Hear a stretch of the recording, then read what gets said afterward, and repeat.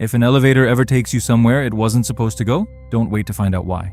Because some floors are not meant for the living, and if something starts coming towards you in the dark, you better pray the door closes before it reaches you. It happened in a small government hospital in rural America. Old building, long corridors, dim lights, and silence that never felt normal. I was there that night because my grandfather had been admitted after a severe stroke. There were no ICU beds available, so they placed him on a mattress in the general ward on the 3rd floor.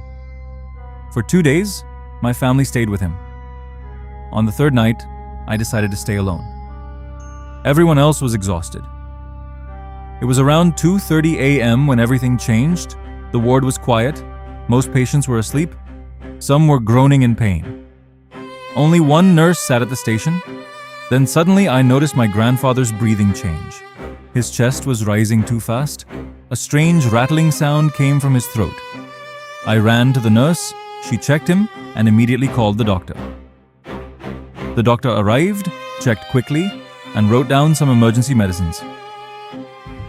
"Go get these immediately," he said. I didn't waste a second. I grabbed the prescription and ran out. The corridor outside was empty, dead silent. Only the sound of old ceiling fans creaking above. Cold air was coming through broken windows. I needed to go to the ground floor. Using the stairs would take longer, so I chose the elevator. It was an old metal elevator with a collapsible gate. Heavy, rusty, the kind that makes noise even when standing still. I pulled the gate open and stepped inside. A dim yellow bulb flickered above me. I pressed the ground floor button. The elevator jerked and started moving down. Loud mechanical sounds filled the silence. 3rd floor. 2nd floor. Then just as it reached the 1st floor, it didn't stop. The light for the 1st floor turned off, and the elevator kept going down. My heart dropped.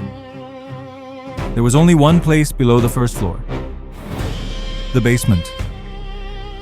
And in that basement was the morgue. I started pressing the ground button repeatedly. Nothing happened. Then suddenly, the elevator stopped with a violent jolt. The panel showed a red B. The door didn't open, but through the weak light, I could see outside. A long, narrow corridor, covered in damp stains, walls dark and rotten, and the smell... It hit me instantly. Not disinfectant, not medicine, but something worse. Formalin and rotting flesh. Then I saw it. At the end of the corridor, a metal stretcher covered with a white sheet, and beneath it,